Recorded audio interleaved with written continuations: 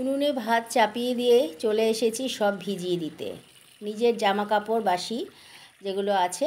আর আজকে দিয়েছি দুটো বিছানার চাদর, কাঁথা একটা আর বালিশের কভার। আর এখন জলের সাপ্লাইটাও খুব ভালো, যেহেতু বৃষ্টি হচ্ছে জলও তার সাথে একদম 24 ঘন্টা পাওয়া যাচ্ছে, কলের জলটা আর কি। তো ভাত হয়ে গেছে, ভাতটা নামিয়ে দিলাম।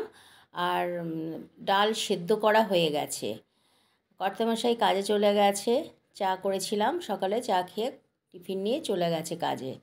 এখন আমি ডিম সেদ্ধটা বসিয়ে দিলাম। পটল আর আলু কেটে নিচ্ছি। আজকে ডিমের ঝোলটা পটল আর আলু দিয়ে করব। মানে আলু পটলের ডালনা করব ভেবেছিলাম, সেটা আলাদা না করে, নিরামিষ না করে ডিম দিয়েই করব, এটাই ভেবে কাটতে বসে গেলাম।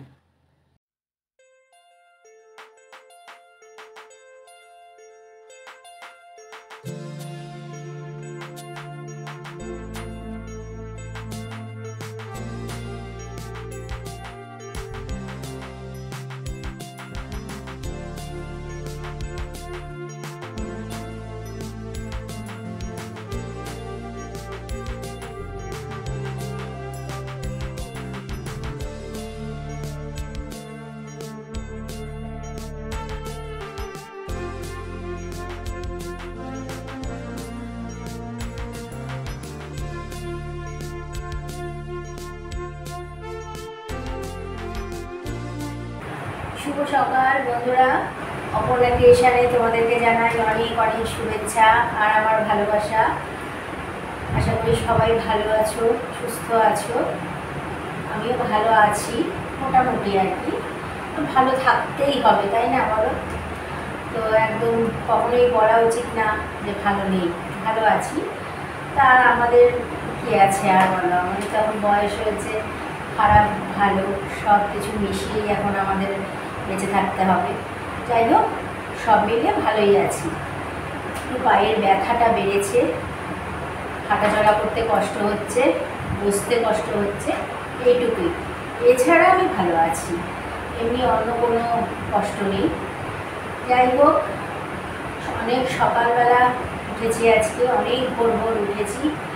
তো উঠেই যেটা করার আমার করণীয়, প্রতিদিন যে ডিউটি আছে আজকে, যেহেতু কর্তামশায় কাজ আছে, কাজে চলে গেছে, তো উঠে ভাত বসিয়েছি।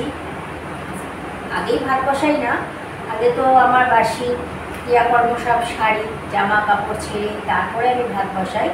কারণ আমরা পারি না কখনো বাসি কাপড়ে ভাত চড়াতে, সত্যি কথা বলতে। তো এখন আমার বললাম না তোমাদেরকে যে গ্যাস শেষ হয়ে গেছে, রান্নার গ্যাস অনেক দিন হলো। তো বুক করেছি, বুক করতে আমার লেট হয়ে গেছিলো। আর আমাদের এখানে সোমবার কোনো দেয় না আর কি, ডেলিভারি করে না গ্যাস। তো এখনও পর্যন্ত আসেনি, শুনলাম এবার নাকি একটু দেরি হচ্ছে দিতে। তো আমার দুদিন হয়ে গেছে আমি বুক করেছি, তো এখনও পর্যন্ত দিয়ে যায়নি। সেই ইন্ডাকশানেই আমাকে রান্না করতে হচ্ছে, সেই জন্য একটু কষ্ট হচ্ছে আর কি। গ্যাস থাকলে কি হয়, দুপাশে দুটো বসিয়ে দিই, ঝটপট হয়ে যায়। তো আজকে সকালবেলা ভাত বসিয়েছি, বাসি কাজ সেরে আস্তে আস্তে একটু দেরি হয়ে গেছিলো।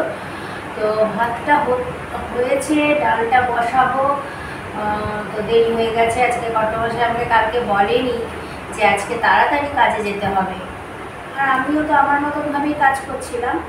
তো ও বললো থাক, তুমি করো, আমি দুপুরবেলা এসে খেয়ে যাব।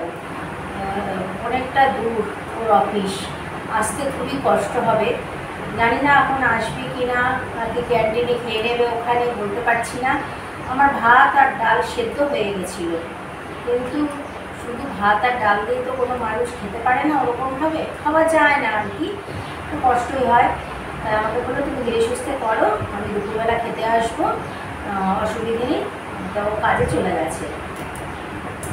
তো আমি এখন ডিম সেদ্ধ বসিয়ে দিয়েছি। সকালে তো সব বাসি কাজ হয়ে গেছে, বিছানা তোলা, ঘর ঝাড় দেওয়া, কাপড় কাচা ধোয়া মেলা সবই হয়ে গেছে। উঠোনটা ঝাড় দিতে পারিনি আজকে সম্পূর্ণভাবে, অল্প একটু সামনে একটু ঝাঁটিয়েছি, আর বাকিটা পরে ঝাঁটাবো স্নানের আগে এখন রান্নাটা করি না, রান্না করতে দেরি হয়ে যাবে, সেই কারণে আজকে রান্না করবো যে ডিম সিদ্ধ বসিয়ে দিয়েছি, দেখালাম যে। আর এই যে পটল কেটে নিলাম, পটল, আলু, পেঁয়াজ, আদা এসব কেটে নিচ্ছি, এটা দিয়ে ডিমের ঝোল করবো পটল দিয়ে। আলাদা আলাদা করে আর করবো না, পটলের তরকারি ডিমের তরকারি আলাদা আলাদা দরকার নেই, একসাথেই করে দিই দুটো, ভালো লাগে না পটল দিয়ে ডিম দিয়ে খেতে, তাই এখন রান্না করবো। তো রান্নাটা করে নিই, মানে এগুলো কেটে কেটে কুটে জোগাড় করে নিই, তারপর আবার তোমাদের সাথে কথা বলবো। সকাল থেকে তো সামনে আসতেই পারিনি তোমাদের, সে কারণে ভাবলাম একটু কথা বলে নিই, সরাসরি কথা না বললে ঠিক ভালো লাগে না, তাই না, বোবার মতো লাগে নিজেকে। তো ঠিক আছে, এই কাটা টাটাগুলো করে নিই, জোগাড় করে নিয়ে তারপরে যে রান্না চাপাতে হবে। যদি চলে আসে অফিস থেকে খেতে তাহলে তো দেরি হয়ে যাবে আমার, না এখন 11টা প্রায় বেজে আসতে যাচ্ছে, আমার 12টার মধ্যে সব কমপ্লিট করতে হবে। ঠিক আছে, এখন রাখছি। আলু পটল কেটে রেখেছি, আর ওই যে পেঁয়াজ কুচিও করে রেখেছি, লঙ্কা কুচি না সরি, লঙ্কাটা চিড়ে রেখেছি, আর এই যে আদা রসুন রেখেছি। ডিমে এতটা লাগবে না, 4টে ডিম তো ছুলে রেখেছি যতটুকু লাগে। আর পেঁয়াজ 2 জায়গার, ডালে ফোড়ন দেবো আর ডিমের ঝোল রান্না করব। আর এই যে ডাল সেদ্ধটা রয়েছে, এখনও পর্যন্ত রান্না করিনি, এখন করব, এখন ফোড়ন দেবো। আর ওই যে ভাত তো হয়ে রয়েছে এখানে,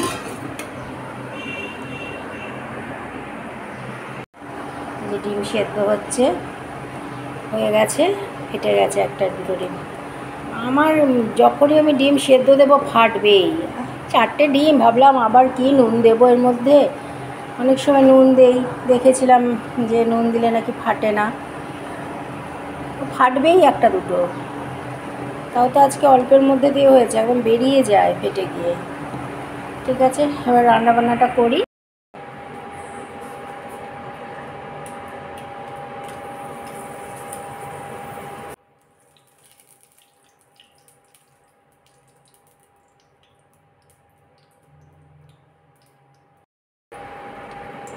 ডালটা ফোড়ন দিয়ে দিচ্ছি, এই শুকনো লঙ্কা দিয়ে দিলাম, আর এই এখন পেঁয়াজ কুচিটা দিয়ে দিই। এই একসাথেই তো কেটে রেখেছি, আলু পটল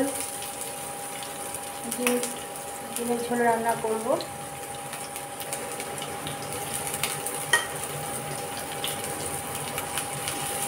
পেঁয়াজ ফোড়ন দিয়ে ডালটা করবো, মসুর ডাল পেঁয়াজ ফোড়ন দিয়ে খেতে খুব ভালো লাগে।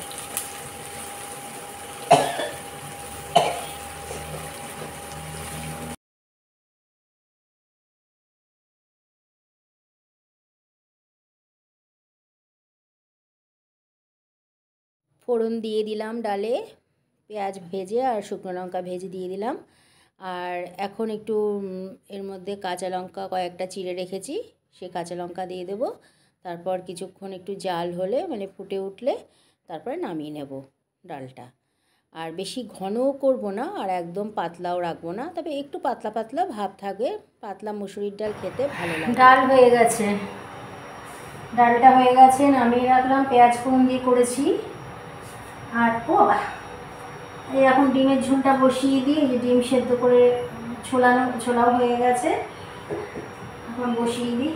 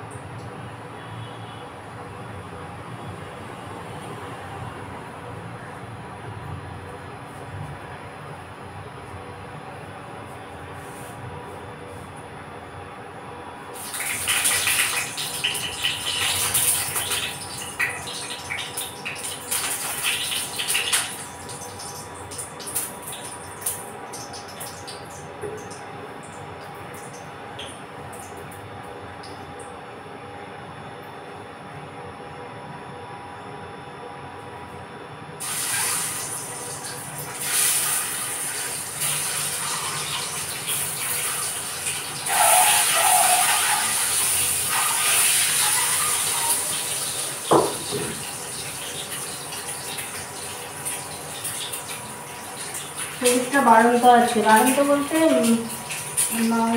মুদি বাজার করে নিয়ে এসেছে কালকে, কিন্তু কিছুই গুছাতে পারিনি এখনো পর্যন্ত। ওই ওখান থেকে একটা প্যাকেট নিয়ে আসলাম ব্যাগের থেকে। আমি তো এই করি, কী করবো, বাজার নিয়ে আসলেও ঠিকঠাক মতো সময় করে তুলতেও পারি না।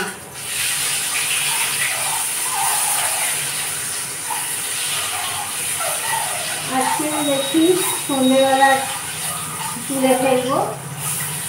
দেখলাম হলুদ বাড়ন্ত আছে।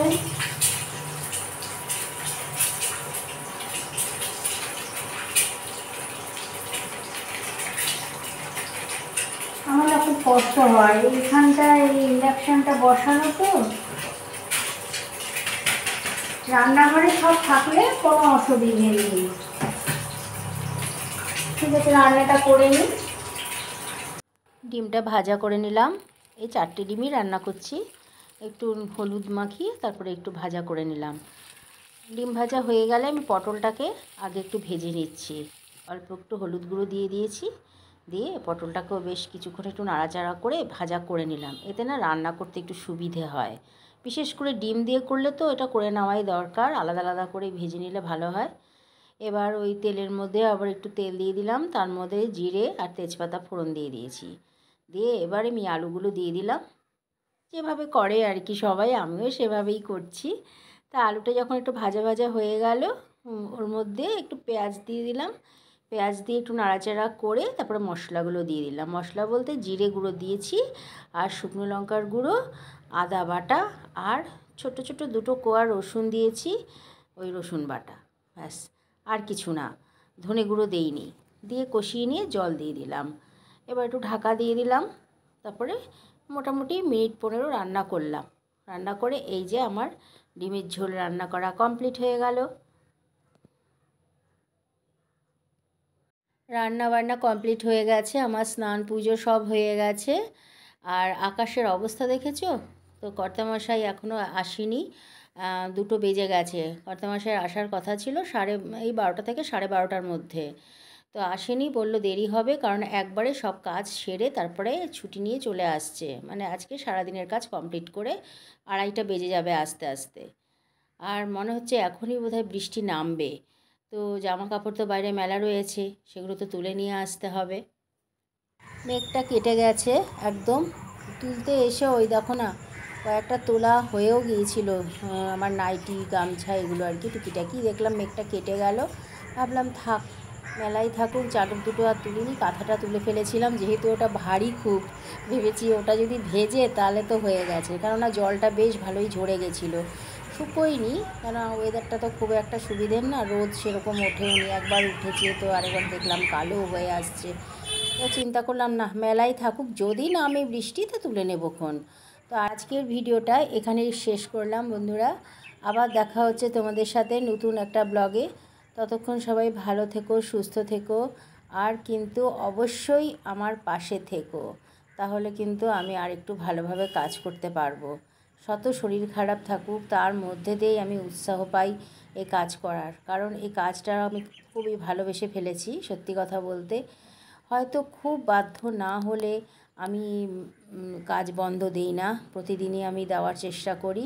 কিন্তু খুব শরীর খারাপ হয়ে গেলে তখনই হয়তো আমার কাজ বন্ধ হয়ে যায়, আমি পোস্ট করতে পারি না সময় মতো। কিন্তু তোমরা আমার পাশ থেকে চলে যেও না, পাশে থেকো, অবশ্যই আমার চ্যানেলটাকে সাবস্ক্রাইব করে দিও।